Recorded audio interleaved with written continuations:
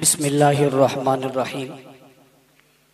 وقت چونکہ انتہائی مختصر ہے، اکابر یہاں تشریف فرما ہیں اور مجھ جیسے کم علم اور کم عمر انسان ان کے سامنے کوئی لمبی گفتگو کرے یہ مناسب نہیں ہے، اس لیے میں اس اجلاس میں طے ہونے والے کچھ چیزوں کی طرف آپ کی توجہ دلاؤں گا۔ اور سب سے پہلے میں اپنے مربی اور محسن حضرت اقدس حضرت مولانا ڈاکٹر عادل خان صاحب دامت برکاتہم العالیہ، جو شیخ الحدیث رئیس المحدثین حضرت مولانا سلیم اللہ خان صاحب رحمۃ اللہ تعالیٰ علیہ کے جانشین ہیں، انہوں نے اس موقع پر جس فراست اور جس تدبر کے ساتھ اپنے حقیقی جانشین اور وارث ہونے کا ثبوت دیا ہے، آج کا یہ پورا اجتماع ان کو خراج تحسین پیش کرتا ہے، خراج عقیدت پیش کرتا ہے، اور ان کے اس عمل پر جس نے تمام کے تمام طبقات کو جوڑا اور جوڑ کر اس مشن کے لیے یعنی دفاع صحابہ کے لیے جمع کیا، میں سمجھتا ہوں اس کی جتنی تعریف کی جائے کم ہے۔ آج جو ہم یہاں پر بیٹھے ہوئے ہیں یہ انہی کی اس محبت کی وجہ سے ہے، اور پھر صرف یہی نہیں، ان کے ہاں اجلاس کے بعد جب یہ گستاخی ہوئی تھی تو ہم بہت پریشان تھے۔ ظاہر ہے ہمارا عنوان ہے، اور میں یہ بھی بتاتا چلوں یہ کوئی بتانے کی بات نہیں ہے اور کسی کے سامنے رکھنے کی بات بھی نہیں، اس عنوان پر ہماری کتنی محنت ہے اور کتنی قربانیاں ہیں یہ ڈکی چھپی نہیں ہیں۔ اللہ کی قسم اگر میں اس کا اظہار کرنے لگ جاؤں تو شاید آپ اپنے جذبات پر قابو نہ رکھ سکے۔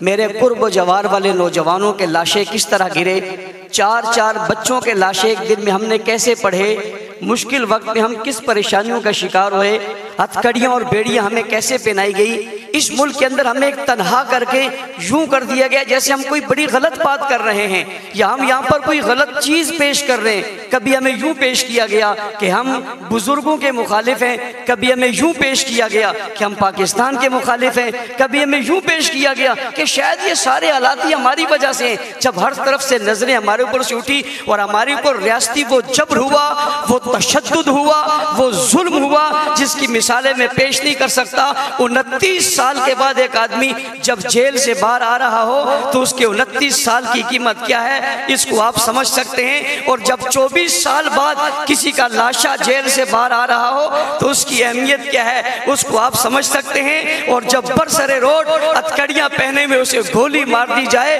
تو اس کے گھرانے کی کیفیت کیا ہے وہ آپ شاید سمجھ سکتے ہیں۔ اور آج 6 سال اور 7 سال ہو گئے، لوگ لاپتہ ہیں، ان کا پتہ نہیں ہے، اور ان کا جرم صرف یہ ہے کہ انہوں نے صحابہ کی مدح اور تعریف اور دفاع کی بات کی تھی، اور یہ گستاخی کے جو کلپ آپ کو سنائے گئے ہیں اللہ کی قسم یہ بہت کم ہیں، بہت کمزور ہیں، بڑی کم باتیں اتنے شدید تھے، میں نے انہیں منع کیا یہ سب مت دکھاؤ، یہ تو میں برداشت نہیں کر سکتا، یہ کوئی برداشت نہیں کر سکے گا۔ جذبات قابو میں نہیں رہیں گے، ان لاشوں، ان جوانوں، ان اکابر، ان بزرگوں کی اس محنت میں جنہوں نے اپنی جانوں کے نذرانے پیش کیے، میں اس اجتماع میں آج انہیں سلام عقیدت پیش کر کے ان کی روحوں سے کہنا چاہتا ہوں تم ناکام نہیں ہوئے، تم کامیاب ہوئے ہو۔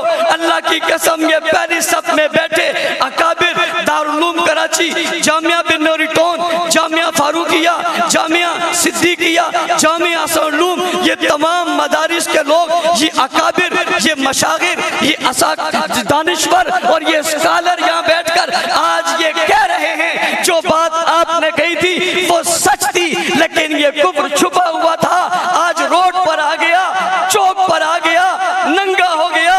اللہ اس نے میرے پیارے معاویہ جسے رسول اللہ نے دعا دے کر کہا تھا اللہم اجعلہ ہادیا مہدیا وادی بھی، وہ ابو سفیان جسے رسول اللہ نے کہا تھا آج جس کے گھر میں جس نے پناہ لے لی اس کو امان ہے، وہ ابو بکر صدیق جس نے نبوت کو کندھوں پہ اٹھایا تھا، غار تک پہنچایا تھا، اپنی چولی میں سلایا تھا، دولت اولاد سب کچھ قربان کی تھی، اپنی بیٹی کا رشتہ دیا تھا۔ اللہ مجبور ہے، ہم بے بس ہیں۔ اللہ کی قسم اس ملک میں آج اس شخص کی تکفیر کی گئی، روڈ اور چوک پر ان لوگوں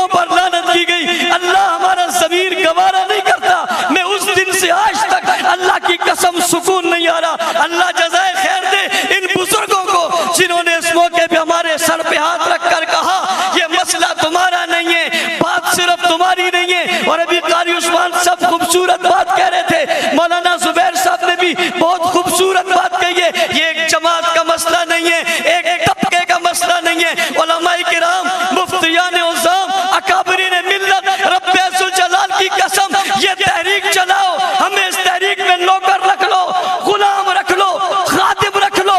رب عز و جلال کی قسم میں تمہارے دفتر میں جھاڑو دوں گا, اللہ کی قسم میں تمہارے جوتے اٹھا کر سعادت سمجھوں گا. ہمیں لیڈری کا کوئی شوق نہیں ہے. میں ہزاروں لیڈریاں صدیق اکبر اور معاویہ کی جوتی پہ قربان کرتا ہوں. میں جماعت کا صدر ہونے کے باوجود اعلان کر رہا ہوں, حضرت اقدس تمہاری جوتیوں کا خادم ہوں, میں اس میں بیٹھنا چاہتا ہوں. اس تحریک میں آپ آؤ گے, ہم آپ کے غلام بن کر آپ کے دفتروں کی صفائی کرنے کو تیار رہیں گے, لیکن آپ کے شانہ بشانہ رہیں گے. اس ظلم کی بڑی داستانی, اس کی بڑی تحریک ہے. میں بتا نہیں سکتا, میں اپنی بات تو کرتا نہیں, ان لوگوں کی باتیں یقین کریں. میرے پاس لوگوں کے فون آتے ہیں, میں ذمہ دار ہوں. مجھے وہ مائیں کہتی ہیں میرا بچہ 6 سال سے لاپتہ ہے, فاروقی صاحب بتاؤ کہاں ہے. اللہ کی قسم میرے پاس جواب نہیں ہے. وہ رو جاتی ہے, اس کی چیخیں نکلتی ہیں, اور مجھ سے ایک دن کہنے لگی میں قیامت کے دن آپ سے سوال کروں گی, میرا بچہ لاپتہ ہے. میرے گھر میں صبح بھی شام بھی دل دھڑکتے ہوئے یہ بات آتی ہے, کاش کب یہ خبر آ جائے گی کہ وہ کسی چوک اور چوراہے پہ پڑا ہوا ہے. میں آپ سے سوال کروں گی. میں نے کہا اماں جی ہاتھ جوڑ کر کہتا ہوں میں بے بس ہوں. میں نے ہر دروازہ کھٹکھٹوایا, میں نے روڈ پر دھرنے دیے, میں اکیلا تنے تنہا اس کراچی کی سڑکوں پر رولتا رہا. مجھے گولیاں ماری گئی, میں نے برداشت کر لی. میرے اوپر حملہ ہوا, میں نے برداشت کر لیا. میرا جسم زخمی ہوا, برداشت کر لیا. ایک واقعے میں 10 لوگ شہید ہوئے, برداشت کر لیا. کئی زخمی ہوئے, برداشت کر لیا. رب عز و جلال کی قسم کسی نے اچھا کہا تب, برا کہا تب. اللہ مجھے تکبر ریاکاری سے بچانا, یہ میری زندگی کا سرمایہ ہے, یہ میں نے آخرت کے لیے رکھا ہوا ہے. اللہ میں نے آج ان لوگوں کے سامنے یہ بات بتا دی ہے, مجھے معاف کرنا, لیکن اللہ میں بتا اس لیے رہا ہوں. اکابرین ملت, علماء کرام, آپ مساجد کے ائمہ ہیں. اللہ کی قسم لوگ آپ کے پاس ہیں, آپ کے منبر میں آپ سے صحابہ کے تذکرے جب کم ہوئے, اللہ کی قسم یہ کہا گیا یہ ایک طبقے کا مسئلہ ہے, ایک جماعت کا مسئلہ ہے. حضرات صحابہ کرام, کسی جماعت کا مسئلہ اس لیے نہیں ہو سکتا کہ قرآن کی 1126 آیاتیں ان مقدس لوگوں کے بارے میں نازل ہوئی ہیں. احادیث مبارکہ سیاہ ستہ کی ہر روایت ان صحابہ کے بعد حضور تک پہنچی ہے. رب عز و جلال کی قسم فقہ اور حدیث تمام دین کا سرمایہ ان پر کھڑا ہے. اور غور کیجئے ان صحابہ پر تنقید کیوں ہو رہی ہے. آپ نے دیکھ لیا وہ تو اللہ کو بھی نہیں چھوڑتے, رسول اللہ کو بھی نہیں چھوڑتے, لیکن نشانہ صحابہ کو اس لیے بنایا کہ اسلام کی عمارت صحابہ پر کھڑی ہے, اور وہ یہ عمارت گرانا چاہتے ہیں. یاد رکھنا, عمارت گرانے والوں کچھ عمارت کے چوکیدار بھی ہوا کرتے ہیں. میں آج بربلا کہتا ہوں ہم ٹھیکیدار نہیں ہیں, اللہ کی قسم ہم لیڈر اور ٹھیکیدار نہیں ہیں, ہم صحابہ کی اس عمارت کے چوکیدار ہیں. اور یہ ماننا پڑے گا, مار ہمیشہ چوکیداری کھاتا ہے, مار ٹھیکیدار نہیں کھاتا. ہم چوکیدار بن کے کھڑے اس عمارت کو گرانا چاہتے ہیں, ہم اس عمارت کو بچانا چاہتے ہیں. آج بریلی مکتبہ فکر کے میرے دوست یہاں موجود, اہل حدیث مکتبہ فکر کے لوگ یہاں موجود, جمعیت علماء اسلام سین, جمعیت علماء اسلام فا, تنظیمات مدارس دینیہ, اشاعت التوحید و سنہ, دیگر تمام جماعتیں ختم نبوت کی یہاں موجود ہیں. آج انہوں نے ہمیں سہارا دیا. میں ان کے توسط سے کہنا چاہتا ہوں حضرات اکابر, آپ نے اعتماد کیا ہے, اللہ کی قسم پہلے بھی قربانیاں دی تھی, اس سے بڑھ کر دینے کو تیار ہیں. آپ کے سائے کے تلے ہم نکلنے کو تیار ہیں, چاہے جو ہو جائے ہم سہ لیں گے. اللہ کی قسم آپ کو مایوس نہیں کریں گے. اور اگلی بات ارباب اقتدار سے, جب یہ گستاخی ہوئی شہر کراچی میں یہ خبر پھیلی, اس وقت ہجوم کنٹرول نہیں ہو سکتا تھا, ہم نے کنٹرول کیا. اس ملک کی اور کراچی کی اس بدامنی کو ہم نے بچایا. ان اکابر کی وجہ سے وہ بچی ہے. اور جناب عزت مآب, اگر دوسرے دن تبت سینٹر پر ہم جمع ہو جاتے تو وہ تبت سینٹر سے لے کر بنوری ٹاؤن تک یہ وقت وہی نہیں رہنا تھا، یہ کہیں بھی جا سکتا تھا۔ ہم نے اس دکھ کو، اور اللہ کی قسم ہمارے ماں باپ، اولاد، خاندان، مال دولت سب کچھ لٹ جائے، شاید اتنی تکلیف نہ ہوتی جتنی برسر میدان حکومت کی سربراہی میں، ان کی حفاظتی حصار میں، ان مقدس ہستیوں پر جو ہمیں تکلیف ہوئی ہے۔ میں رب ذوالجلال کی قسم کھا کے کہتا ہوں سب کچھ لٹ جائے، اس پر اتنا افسوس نہیں جتنا اس پر افسوس تھا۔ لیکن ہم نے ایک بار پھر اپنے زخموں اور ان کے زخموں پر مرہم رکھنے کے لیے ہم نے کوئی ایسا اقدام نہیں اٹھایا جس سے ہمارے مدارس، ہمارے اکابر پر کوئی بات آتی۔ ہم پھر اکابر کے پاس گئے، یہ کچھ ہو گیا ہے، ہمیں کیا کرنا چاہیے؟ اللہ جزائے خیر دے حضرت ڈاکٹر صاحب کو، یہ شیخ صاحب کے میرے مربی اور پیر حضرت شیخ صاحب کے فرزند تھے، میرے استاذ محترم ہیں۔ ان کا گھبرانا نہیں، کل سواد اعظم کا زمانہ تھا تو سلیم اللہ کھڑا تھا، آج زمانہ آیا ہے تو ابن سلیم اللہ کھڑا ہو گیا۔ ہم نے سکھ کا سانس لیا، پھر ہم شیخ الاسلام صاحب کے پاس گئے۔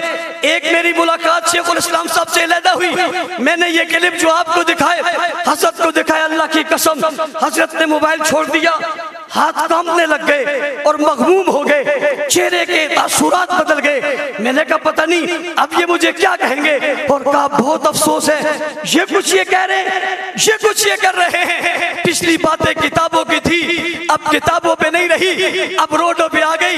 کل مجھے ایک شخص کہہ رہا تھا آپ بہت سختی کرتے تھے، آپ کی سختی کی وجہ سے دیکھو نا کیا ہوا۔ میں نے جواب میں کہا جب تک ہم سختی کرتے تھے کسی کی ہمت نہیں تھی وہ روڈ پہ آ کے کچھ بول سکتا۔ آپ سب نے کہا تھا نرم ہو جاؤ، اور جب ہم نرم ہوئے تو اب روڈ پہ آ کے وہ گرم ہو گئے۔ اس لیے